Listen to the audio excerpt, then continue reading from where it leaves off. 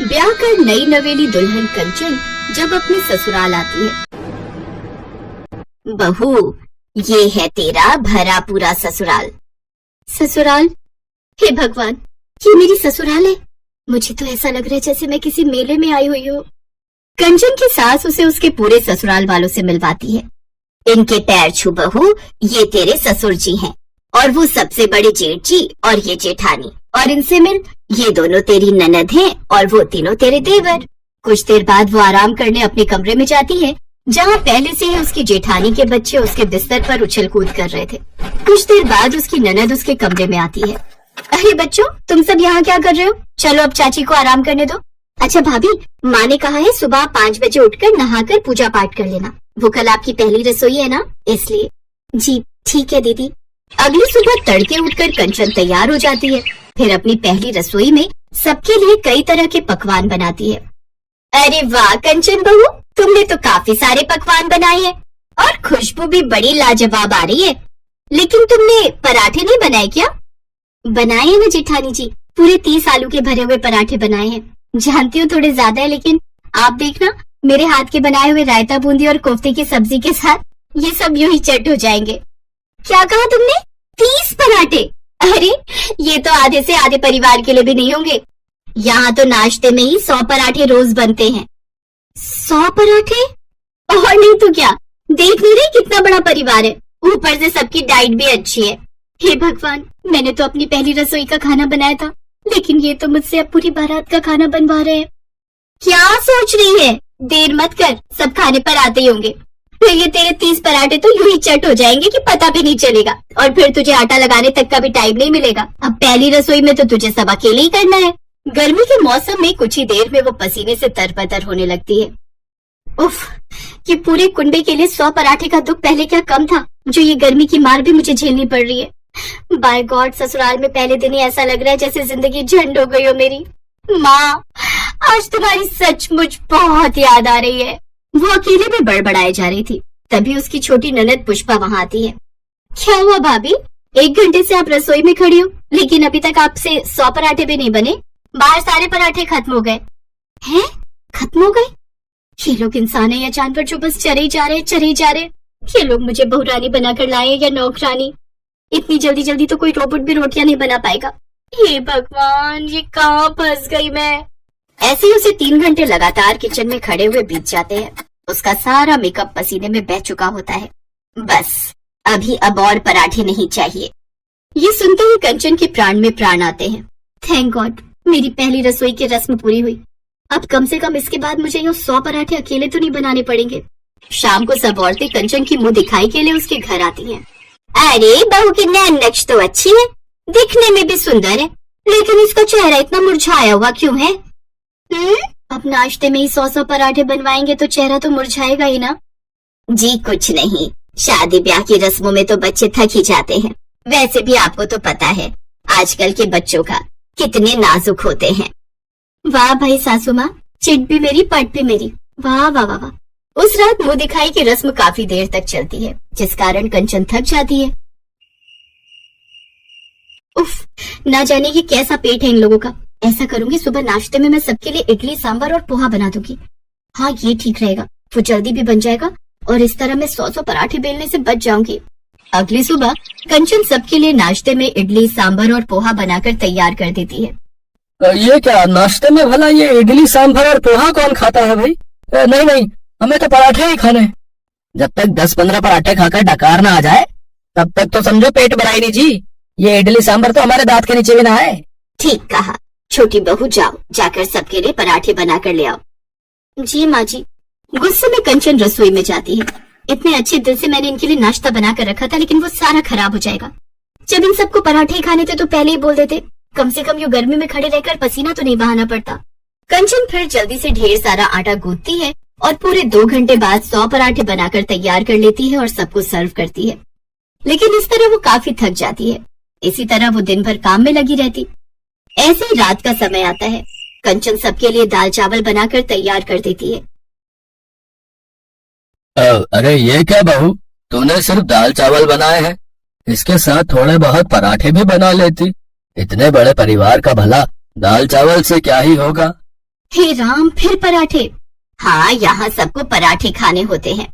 जी तो चाहता है पराठों में जहर डालकर खिला दूं इन सबको। फिर कंचन गुस्से में रसोई में जाकर सबके लिए पराठे बनाने लगती है। ऐसे 2 दिन बीत जाते हैं। तीसरे दिन वो फिर से सबके लिए गर्मी में खड़े रहकर पराठे बनाती है। फिर दिन में दाल चावल बनाती है, लेकिन तभी उसका सर दर्द शुरू हो जाता है और वो अपने कमरे में चली जाती है। कंचन, तुम्हारे शरीर पर ये लाल दाने कैसे हो गए? अब गर्मी में खड़े रहकर 100 पराठे बनाऊंगी तो ये तो होना ही था ना। जेठानी जी भी बस सब्जी बनाकर रसोई से बाहर आ जाती है। अकेले रसोई में खड़े रहकर तो मैं इतने लोगों के लिए पराठे बनाती हूँ ना। मेरी माँ ठीक ही कहती थी। उस वक्त मैं उनसे पराठे बनाना सीख जाती तो आज मेरी स्पीड अच्छी हो जाती। आपको पता है, पूरे 2 घंटे रसोई में खड़े रहकर मैं 100 पराठे बना पाती हूँ। अच्छा ठीक है, गुस्सा मत हो और अब तुम आराम करो। ऐसे ही कुछ दिन बीत जाते हैं। एक रोज बाहर बारिश का मौसम होता है। भाभी, कितना अच्छा मौसम हो रहा है ना, कुछ अच्छा सा बना दो ना। मैं अभी तुम सबके लिए गर्मा गर्म पकौड़े बनाकर लाती हूँ। ओ नहीं, पकौड़े नहीं भाभी, उससे तो पेट में गैस बनती है। ऐसा करिए, आप गर्मा गर्म पालक के पराठे बनाकर ले आओ और साथ में धनिया पुदीने की चटनी भी। हे भगवान, इस सुहाने मौसम में भी इन सबको पराठे ही सूझ रहे हैं। अगर इनका बस चले तो ये अपनी अंतिम यात्रा में भी पराठे लेकर चले। कंचन रसोई में जाकर पराठे बनाने लगती है, लेकिन अचानक वो बेहोश हो जाती है।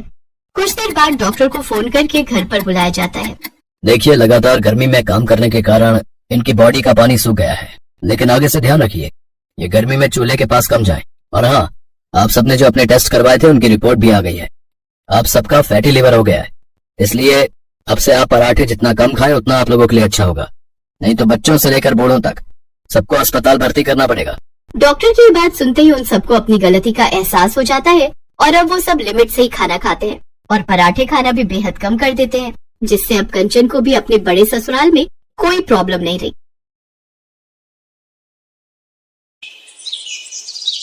मौली एक अनाथ और गरीब परिवार की विदेशी लड़की थी, जिसे एक हिंदुस्तानी लड़का अपने प्यार के झांसे में फंसाकर इंडिया ले आया और कुछ दिनों बाद ही उसका पैसा लेकर भाग गया।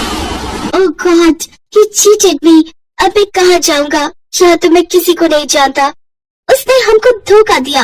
अगर वो मुझे मिल जाए तो मैं उसका मर्डर कर दूं। मौली अकेले बैठकर रो रही थी, तभी वहाँ से गुजर रहे एक लड़के मनीष ने उससे कहा, अब क्या हुआ? तुम क्यों रो रही हो? मुझे बताओ, क्या मैं तुम्हारी कोई हेल्प कर सकता हूँ? मौली ने उसे सारी बात बताई कि कैसे एक लड़का उसे धोखे से इंडिया ले आया और उसके सारे पैसे लेकर उसे धोखा देकर भाग गया। ओह, सो सैड। अब वैसे तुम चाहो तो मेरी कंपनी में काम कर सकती हो। मेरी कंपनी में बहुत से लोग काम करते हैं। तुम अच्छे पैसे भी कमा लोगी और साथ में रहने की जगह भी तुम्हें मिलेगी। ओके। मनीष उसे अपने साथ ले आया और उसे नौकरी के साथ साथ रहने के लिए सर्वेंट रूम भी दिया। मौली जल्दी सारा काम सीख गई। मनीष भी उसके काम से बड़ा ही खुश हुआ। मौली अच्छे से अपना काम करने लगी। उसे वहाँ काम करते हुए 1 साल हो गया और उसकी वजह से कंपनी को अच्छा खासा मुनाफा हुआ। साथ में काम करते करते मौली और मनीष एक दूसरे के काफी करीब आ गए और एक दिन मनीष ने मौली को शादी के लिए प्रपोज कर दिया। इस 1 साल में मौली तुम मेरे काफी करीब आ गई हो। मेरा तो तुम्हारे बिना रह पाना भी मुश्किल है। क्या तुम हमेशा हमेशा के लिए मेरी जिंदगी का हिस्सा बनोगी? Will you marry me? Marry? तुम अच्छे से जानते हो ना मनीष, मैं एक अनाथ हूँ और ऊपर से गरीब भी। मुझे इन सब बातों से कोई फर्क नहीं पड़ता मौली। मैं बस इतना जानता हूँ कि तुम मेरी जिंदगी और इस कंपनी की मालकिन हो। और रही बात घर की, तो वो इतना बड़ा है कि तुम सोच भी नहीं सकती। पूरे 100 रूम्स है मेरे घर में। इसके बाद मनीष उसे ब्याह कर अपने घर ले आया, जहाँ उसकी माँ कमला उससे कहती है, अरे मनीष बेटा, ये तुम किस परकटी को उठा लाए? माँ, ये तुम्हारी बहू है और मैं इससे प्यार करता हूँ। अच्छा, प्यार तो तुम कुत्तों से भी करते हो, तो क्या उससे भी शादी कर लोगे? ना ओढ़ने पहनने का ढंग, और ये बाल तो देखो, परकटी कहेगी। मैं तो नहीं मानती इसे अपनी बहू। सासू माँ, हमको अपना लीजिए, हम तुमको शिकायत का एक मौका नहीं दूंगा। हे राम, ये कैसे बात कर रही है? अगर किसी ने सुन लिया तो मेरी तो कॉलोनी में नाक ही कट जाएगी। बहू, तू जल्दी से अंदर आ। मौली अपनी नाराज सास के साथ अंदर आ गई और 100 कमरों का घर देखकर तो वो हैरान ही रह गई। इतना बड़ा घर, मुझे तो लगता है मैं इसमें कहीं खो ही ना जाऊं। तुम भी ना मौली, बड़ी मजाकिया हो। अगले दिन कमला मौली को आवाज देते हुए कहती है, अरे बहू उठो, आज तुम्हारा पहला दिन है। इंडिया में इतनी देर तक नहीं सोते। उठो और जल्दी से कुछ मीठा बनाओ। जी जी सासू माम, मैं अभी नहा के आया। आया आया? हे राम, मेरे तो कर्म ही फूट गए जो ये आया और जाया वाली बहू मिल गई। मौली नहाकर बाहर आती है तो उसकी सास उसकी मदद करते हुए उससे हलवा बनवाती है। इसके बाद उसकी सास उससे कहती है, ये ले जा ये हलवा और अपने पति को भी चखा दे, और ये चाय भी ले जा।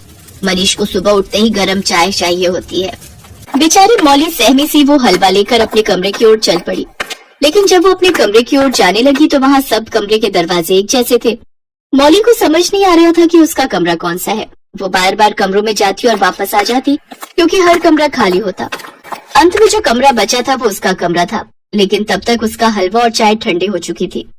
अरे मौली, ये चाय और हलवा तो पूरी तरह से ठंडा हो चुका है, अब इसे कौन पिएगा? एक बात बताओ, ये 100 कमरों वाला घर बनाने के लिए आपने कौन सा इंजीनियर बुलवाया था? मैं पिछले 1 घंटे से अपना कमरा ढूंढते ढूंढते थक गई। तभी पीछे से कमला आकर कहती है, क्यों, अपना घर तो हर कोई पहचानता है। हाँ, पर ये सब पीछे देखा हो तब ना, वहाँ तो एक कमरे में रहती होगी। पता नहीं मेरा बेटा कहाँ से इस उड़न तस्तरी को उठा लाया, गरीब कहीं की। माँ, मैं मानता हूँ कि मौली गरीब है, लेकिन अब वो इस घर की बहू है। शादी को 10 दिन हो गए। फिर एक रोज कमला कहने लगी, तुम दोनों ने शादी तो कर ली, लेकिन हमारी भी समाज में कोई इज्जत है, इसीलिए मैंने रिश्तेदारों को एक ग्रैंड रिसेप्शन देने का सोचा है, और इसके लिए हर तैयारी तुम दोनों को ही करनी है। अपनी सास की ये बात सुनकर मौली सोच में पड़ गई। क्यों ना मैं हर एक कमरे की डेकोरेशन अलग कर दूं, ताकि कमरों की पहचान हो सके, लेकिन इसमें तो बहुत समय लग जाएगा। तो क्यों ना मैं हर रूम के बाहर नंबर लिख दूं? नहीं, ये अजीब लगेगा। ये घर है, कोई होटल नहीं, तो फिर क्या करूं? अरे ओ परकटी, किस सोच में डूबी है? अगर ऐसे ही सोच में पड़ी रही तो फिर तो हो गया सारा काम।